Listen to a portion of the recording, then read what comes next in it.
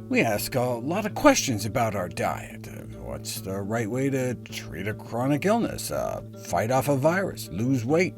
The problem is we get a lot of different answers. Well, I'm here to help. Welcome to the Nutrition Facts podcast. I'm your host, Dr. Michael Greger. The new class of weight loss drugs, GLP-1 agonists like Ozempic, have received enormous, almost unprecedented attention in the mainstream media. They've been called the medical sensation of the decade. The business press was practically giddy, declaring the end of the obesity epidemic. The enthusiasm is shared in the medical literature, with headlines suggesting they are game-changing revolutions in the treatment of obesity, therapeutic wizard miracle drugs that are hugely effective in the treatment of obesity. But history is littered with failed weight loss wonder drugs. Every other year or so, an anti-obesity medication that had been approved to be safe and effective has had to be withdrawn from the market after serious side effects emerged. To date, most weight loss drugs, despite their initial approval, have since been pulled from the market for unforeseen side effects that have turned them into a public threat. From rainbow diet pills packed with amphetamines that were marketed to women, to the rise and fall of fen-phen, which triggered catastrophic heart and lung conditions, history is beset by failures to find safe, successful weight loss drugs. Aminorex was a widely prescribed appetite suppressant before it was pulled for causing lung damage. 18 million Americans were on fen-phen before it was pulled for causing severe damage to heart valves. Meridia was pulled for heart attacks and strokes, and Acomplia for psychiatric side effects, including suicide. Belvic was withdrawn in 2020 after it was recognized that it may have been causing cancer for the 8 years it had been on the market. The U.S. Food and Drug Administration initially rejected it after it appeared to cause several types of tumors in rats, but when a one-year human trial showed no apparent cancer, it was approved, and went on to become one of the most frequently prescribed weight loss drugs. But when people were actually on it for a few years, notably high rates of colorectal cancer, pancreatic cancer, and lung cancer popped up, so oopsie, it was pulled from the market.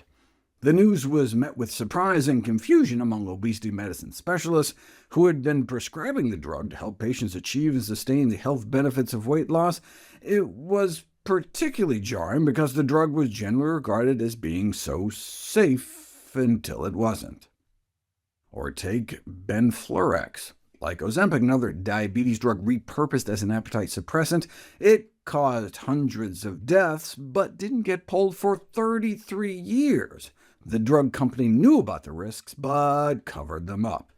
Judges concluded that the drug company's priority was systematically given to preserving its own economic interests over the safety of the drug's consumers. So historically, anti-obesity drugs have been kind of like cigarettes. Like smoking, popping these pills can cause you to lose weight, but at what cost? The goal of weight loss is not to fit into a skinnier casket, but they don't even work very well. The current crop of approved meds include Quizmia, a combination of phentermine, the fen and fen-phen, and topiramate, a drug that can cause seizures if you abruptly stop taking it. This drug combination was explicitly rejected multiple times for safety reasons in Europe, but remains for sale in the United States. Contrave is another option if you choose to ignore its own black box warning about a potential increase in suicidal thoughts. Ally, also sold as Xenical, is the final choice. That's the drug that blocks fat absorption and causes side effects such as flatus with discharge. The drug evidently, quote, forces the patient to use diapers and to know the location of all the bathrooms in the neighborhood in an attempt to limit the consequences of urgent leakage of oily fecal matter, end quote. All for a grand total of just 3% weight loss. All that mess to go from like 300 pounds down to 291 pounds. Older weight loss medications only achieved about 5% weight loss, whereas the newfangled GLP-1 agonists like Ozempic can cause an average of 6% weight loss. Now, this is because they were averaging the effects of some of the older GLP-1 agonists like Saxenda or Byetta. Semaglutide, sold as Ozempic for diabetes and Wegovy for weight loss, causes about twice that. And now there's tirzepatide, sold as Mounjaro or Zepbound, which gets you closer to what you see with bariatric surgery. So while the older obesity medications achieve weight losses in the 5 to 10% range, the new generation of agents are more in the 15 to 20% range, about triple what we saw in many of the older drugs. So for about a half a century, there's been healthy skepticism about new kid-on-the-block obesity drugs promising profound weight loss, only to see one after another fail and flop. But today, this historical narrative could be in flux. Even over just the last decade or so, obesity rates have spiraled out of control. Are GLP-1 receptor activators the long-sought-after panacea for obesity? Well, first of all, what is GLP-1? The gastrointestinal tract is known as the largest hormone-secreting gland in the human body, releasing more than 20 peptide hormones. About 1 out of every 100 cells lining our entire digestive tract acts as a nutrient sensor and can secrete hormones accordingly, including GLP-1, glucagon-like peptide 1. The primary stimuli for GLP-1 secretion are meals rich in fats and carbohydrates, and the main action of GLP-1 is to signal nutritional abundance to the brain, reducing our appetite so we don't eat too many donuts. GLP-1 also slows things down, allowing us more time to digest, and the slowing of the rate at which food leaves our stomach helps with blood sugar control after a meal, so GLP-1 hormone-mimicking drugs were actually first developed to treat type 2 diabetes. The reason you can't just give people GLP-1 directly is because it's broken down so quickly it hardly even makes it one time around the circulation, thanks to inactivation by an enzyme in our body. But then a compound was discovered that activates GLP-1 activity, but was resistant to enzyme breakdown, and it was found in a lizard. It's a constituent of Gila monster venom, and the first drug was born. Using that as a template, the first GLP-1 agonist was created and approved for the treatment of diabetes about 20 years ago. Instead of half lasting 2.5 minutes in the body, it lasted about 2.5 hours, but still had to be injected twice a day. Then came liraglutide, which lasts all day, but even once a day injections can be a pain. Enter semaglutide, branded as Ozempic, which could be injected just once a week. It was approved to treat diabetes in 2017. Within a few years, a daily oral version had been developed, again for diabetes. But researchers running those clinical trials noticed a surprising side effect. People's appetites diminished.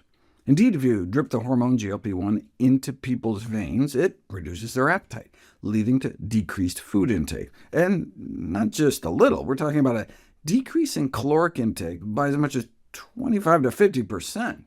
The GLP-1 hormone not only slows stomach emptying, so you feel fuller longer after eating, but also works as an appetite suppressant by triggering parts of the brain responsible for hunger and cravings. GLP-1 secreting cells don't only line our intestines, they're also in our brains. So GLP-1 agonist drugs, meaning GLP-1 mimicking drugs, work kind of like the way birth control pills do. Birth control pills mimic placental hormones, thereby tricking our body into thinking we're pregnant all the time.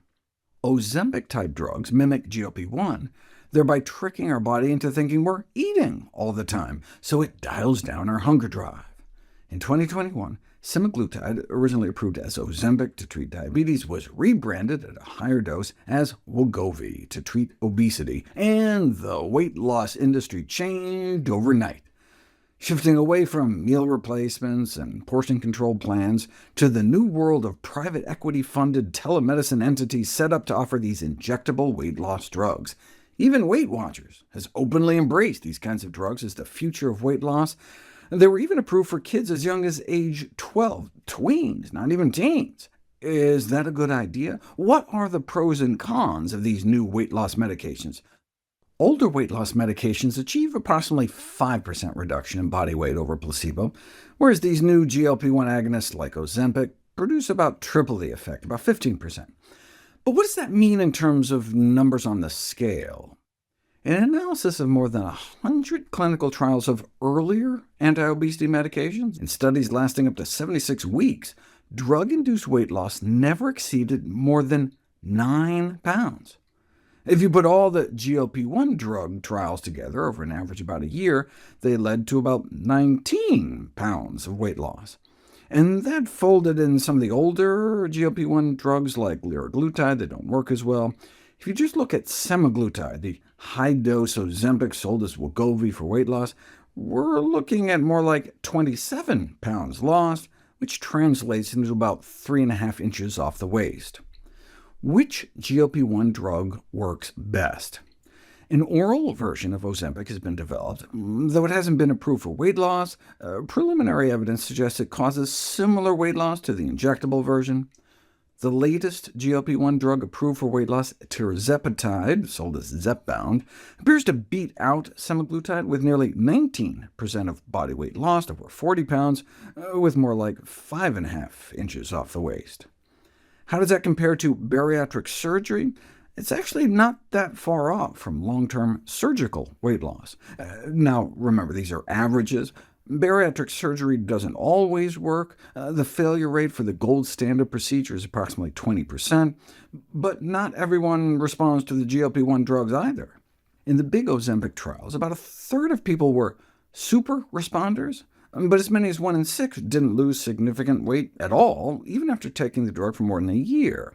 So despite impressive results at a population level, up to 20% of patients failed to achieve significant weight loss with either surgical or drug-based approaches. Here's the longest trial to date, 4 years of high-dose Ozempic for weight loss. At the end of year 2, the average weight loss was about 10%, so some lost even more weight, and sometimes a lot more weight. Some lost less, and some even gained weight, as much as maybe 40 pounds, even after continuing to inject the drug for years. OK, but the most striking thing about this is the plateau. They were being injected with the drug the whole 4 years, but weight loss stalled after only about a year. This happened in study after study, with both Ozempic and the newer tirzepatide. So even under the best of circumstances, with the most potent GLP-1 drugs taken at the highest allowable dose for at least a year to obtain the full weight loss, we're only looking at a 34-pound drop before the weight loss stops. So if you look at all 3 of the original placebo-controlled Ozempic weight loss trials, the participants started out obese, and after more than a year on the drug, when it effectively stopped working, they were still obese. They were certainly less obese, but still obese. Then to keep yourself at that same level of obese, you still have to keep injecting it at like $1,000 a month, or you'll go back to your original level of obese. We would love it if you could share with us your stories about reinventing your health through evidence-based nutrition. Go to NutritionFacts.org/testimonials. We'll be able to share it on social media to help inspire others. If you hear about any graphs, charts, graphics, images, or studies mentioned here, please go to the Nutrition Facts podcast landing page. There you'll find all the detailed information you need, plus links to all the sources we cite for each of these topics. My latest major book, How Not to Age, is out. Check it out from your local public library. Also wrote like a mini-book on Ozempic, available in softcover ebook and audio versions. Check it out on NutritionFacts.org. And of course, all the proceeds I receive from the sales of all my books goes directly to charity. NutritionFacts.org is a non-profit, science-based public service where you can sign up for free daily updates on the latest nutrition research with bite-sized videos and articles. Everything on the website is free. There are no ads, no corporate sponsorships, no kickbacks, strictly non-commercial. I'm not selling anything. I just put it up as a public service, as a labor of love, as a tribute to my grandmother, whose own life was saved with evidence-based nutrition.